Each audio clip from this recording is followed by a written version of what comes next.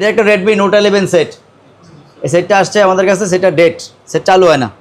Set কী জন্য চালু হয় না এখন আমরা ডিসি পাওয়ার সাপ্লাইতে দেখব যে আসলে সেটটা কেন চালু হয় না। সেটা দেখো একেবারে ফ্রেশ সেট, একবারে আনটাচ, কেউ কোনো কাজ টাচ করে নাই, একেবারে fresh, total fresh set.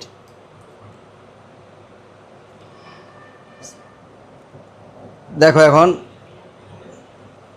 DC power সাপ্লাইতে connection দিলাম। ভোল্টেজ কত আছে ডিসি পাওয়ার সাপ্লাইতে? 4.2। এখন কত আসছে দেখো তো, অ্যাম্পিয়ারে 0.4 আসছে। তার মানে এটা কি সমস্যা? Half short.